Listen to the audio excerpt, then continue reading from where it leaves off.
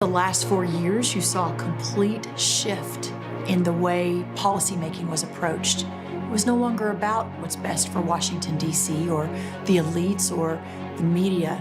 It was about you, the people, and returning power to you. The America First Policy Institute is launching to continue the transformative changes that happened over the last 4 years. All right, sounds great. America First Policy Institute is now real, and we're about to meet the chair of AFPI. Remember that. It's going to be very important. It already is on its way. Linda McMahon is the chair of America First Policy Institute. She's the former administrator for the Small Business Administration under President Trump and is known to be very close and a longtime friend of the president's. Welcome, Linda McMahon. How are you? I'm terrific, Greg. Thanks so much for having me today. You bet. AFPI, it sounds great. America First, we're all on board, but what does it mean, really? Well, America First Policy Institute, as you heard a little bit on the lead-in, that was Brooke Rollins, who's the president and CEO. I'm the chair. And Larry Kudlow is the vice chair of the Institute. And the Institute's mission is to create policies that are really for the American people. We want to make sure that we're focusing on justice, on innovation, and on liberty, and creating and putting those policies forward for the American people. And if you go on our website, which is americafirstpolicy.com, you'll see those words, America First, comma, always. And that's what this institute is going to be. It's not just the next 2 years, the next 4 years, but we hope for the next 100 years the legacy will be there. It's nonpartisan. We're going to invite members from both sides of the aisle to come and look at policies which really will continue to project America forward. And they really are based a lot on the policies that were part of the Trump administration. Clearly, low taxes, deregulation brought global economy to the United States that made us, the global envy. With low employment, with our Hispanics and African Americans, the lowest in history, and for women in decades. And, these policies really did foster America's economy, and we want to focus on those. We also want to make sure that we are reskilling our workforce, that we are putting forth those policies that are for the American people. Well, it sounds great. Of course, the left, I know you said it's going to be bipartisan, but the left is not on board, at least one of their leaders. Let's see here. Rachel Maddow is not impressed. What does she have to say about this? Go ahead and put it on the screen, please. Oh, boy.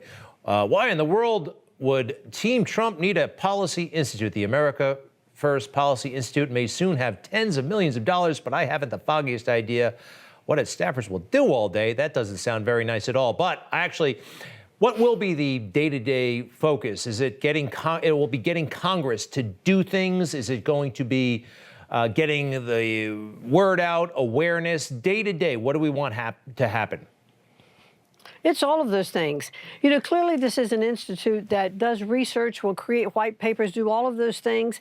But from my perspective, we are really a marketing institute that is going to go into local communities, into states.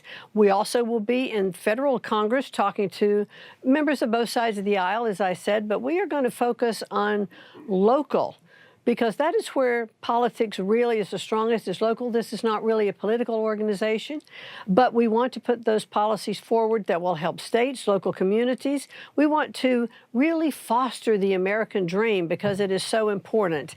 I was at dinner a couple of nights ago with a gentleman who came here from Egypt, and he said he came here for freedom of speech, freedom of innovation. He came here with $750 in his pocket. He became very successful because of the opportunity he had in America. And he said, but unfortunately, he felt that that was slipping away a little bit in our country. So part of what America First wants to do is to make sure that we don't slip away, that we are putting forth those policies to help grow our economy forever. So, Linda, you made a great success with WWE and your family.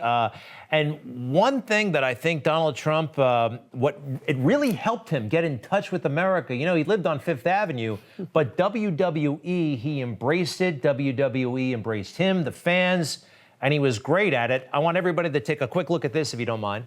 What's going on over here? Donald Trump is in a world he is not familiar with. This is not real estate. This is the WWE. Donald Trump may have to get his hands dirty himself. He may have to throw a set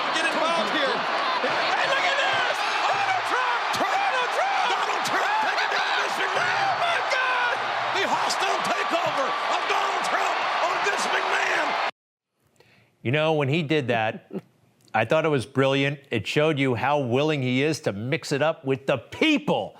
And, you know, there are people, political scientists, who really think that Donald Trump would not have become president had it not been for the WWE. Not like that the WWE did political work for him, but it put him in touch with America, you know, beyond anything that The Apprentice could do. Your thoughts on that, if you don't mind.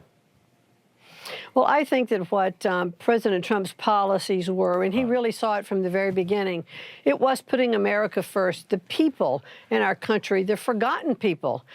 As he often said when he was campaigning, and I do believe that is really why he won the election, because he was a disruptor. He wasn't about the elites of America.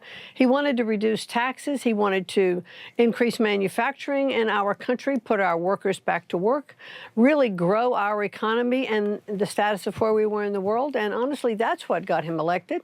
But the policies that we will have going forward were a lot that did prove to be so effective in the past administration.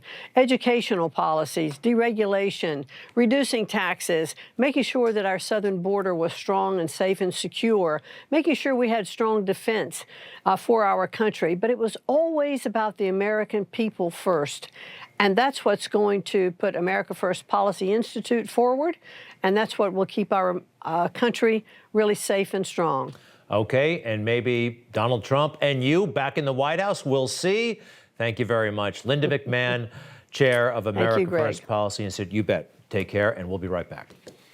Hey, I'm Rob Finnerty. Thanks for watching. If you enjoyed this video, please join the conversation in the comments below. Don't forget to subscribe, too. Hit the bell icon to be alerted to breaking news. And remember, there's a whole lot more on Newsmax TV, America's fastest growing cable news network. Newsmax TV, where real news for real people.